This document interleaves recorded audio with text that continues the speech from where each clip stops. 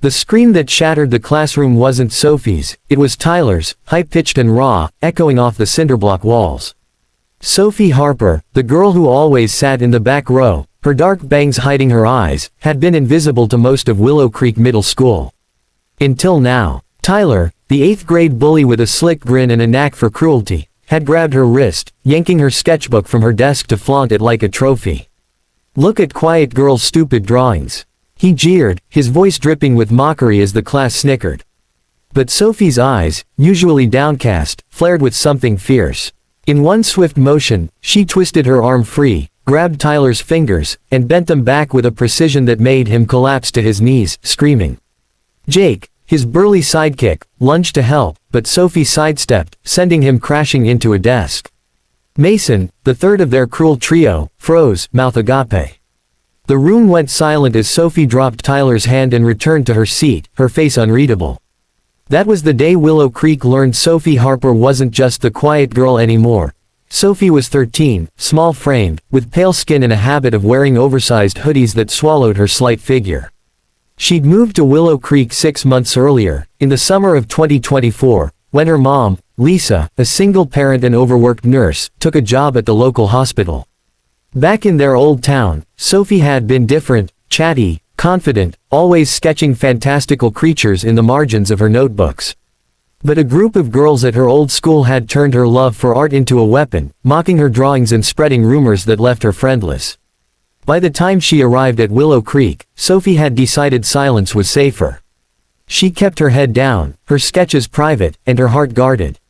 She sat alone in the cafeteria, her earbuds in, sketching dragons and forests to escape the world around her.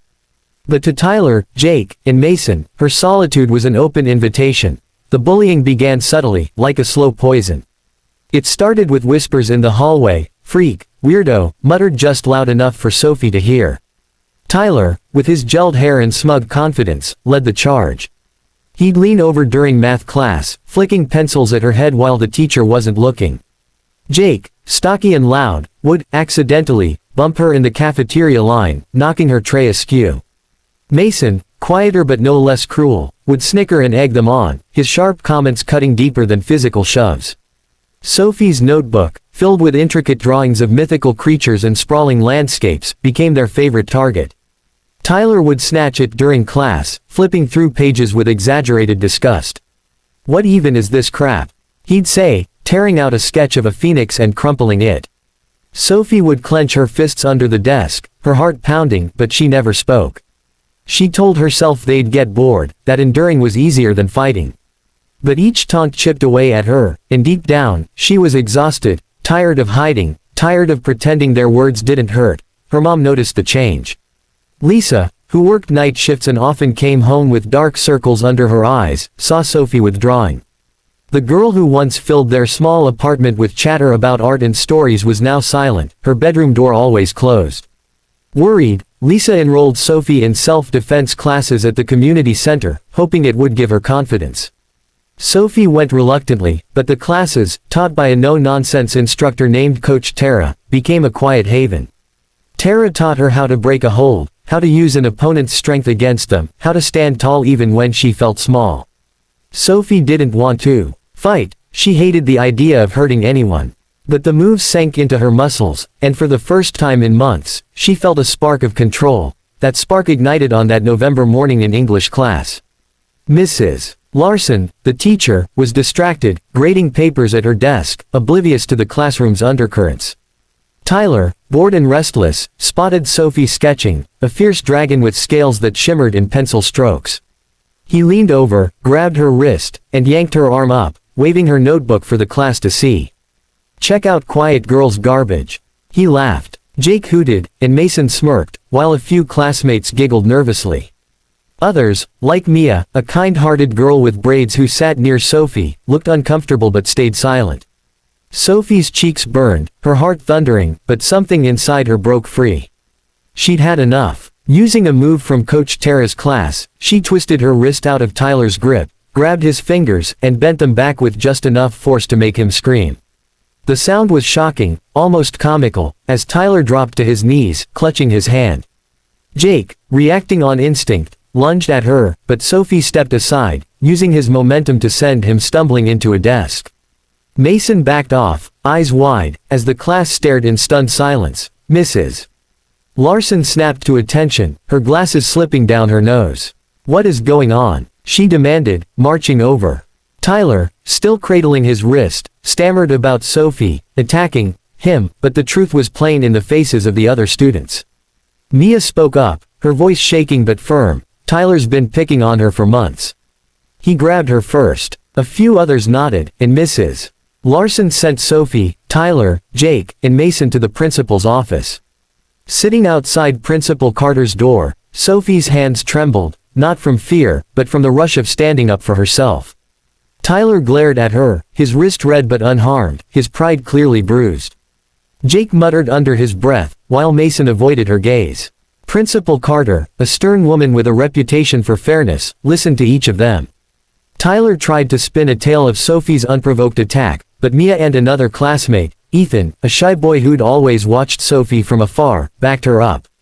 They detailed the months of bullying, the taunts, the torn sketches, the shoves. Carter suspended Tyler and Jake for a week, gave Mason a warning, and assigned Sophie a day's detention for using physical force. As Sophie left the office, Carter's voice softened. "You're stronger than you look, Sophie. Don't let anyone make you feel small." The incident didn't end the bullying, it made it worse. Tyler, humiliated, returned from suspension with a vendetta. He spread rumors that Sophie was a psycho, a violent freak, who'd attack anyone. Some kids believed him, giving her wide berth in the halls. Others, like Mia and Ethan, gravitated toward her. Mia, who'd always smiled at Sophie in passing, started sitting with her at lunch, asking about her sketches.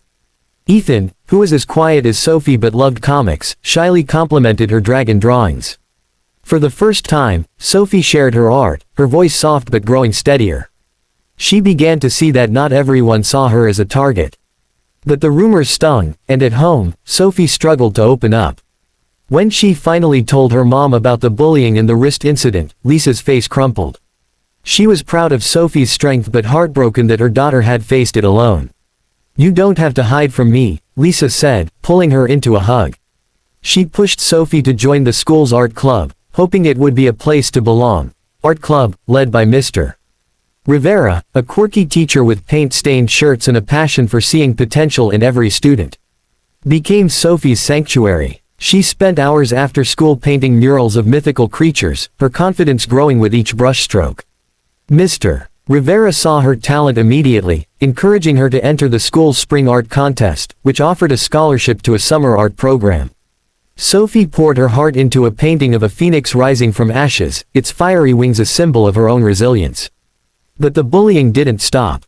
Tyler and Jake, emboldened by their clique, escalated their taunts.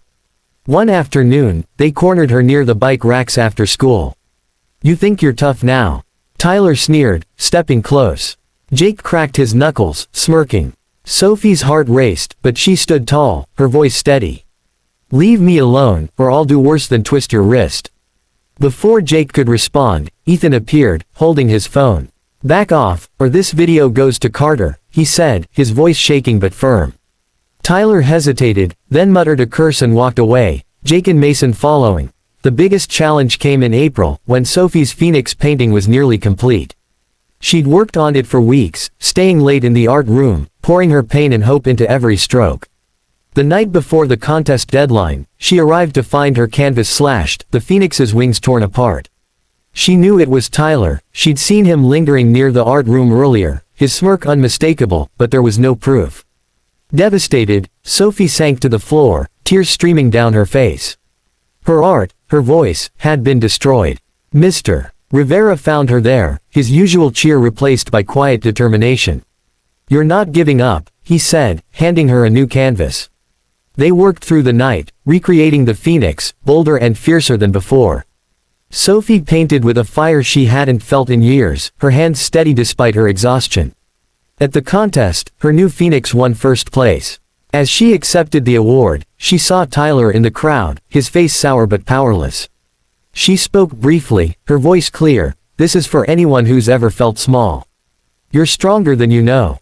By June, Sophie wasn't the quiet girl anymore. She had friends, Mia, Ethan, and others from art club, who saw her for who she was, kind, fierce, and talented. Tyler and his crew lost their grip on the school's social hierarchy, their taunts ignored as Sophie's confidence grew. She still faced whispers, moments of doubt, but she'd learned to stand tall, to use her strength not just to fight but to create, to inspire. Her mom, watching Sophie laugh and sketch with her friends, knew her daughter had found her fire. The phoenix painting hung in the school hallway, a beacon for anyone who felt alone. Sophie carried her sketchbook everywhere, no longer hiding her art or herself. The story of Sophie Harper became a quiet legend at Willow Creek, a reminder that strength isn't always loud or obvious. It's in the courage to fight back, to rebuild, to keep creating no matter how many times you're torn down. Sophie's journey wasn't easy, bullies, rumors, and her own fears tested her, but she emerged stronger, her art a testament to her resilience. And every time she picked up a pencil, she remembered, no one could make her small again. Inspiring message: strength grows in the quiet moments, in the choice to stand up, to create, and to keep going despite the pain. You are enough, and your voice, whether it's a whisper or a roar, can change the world.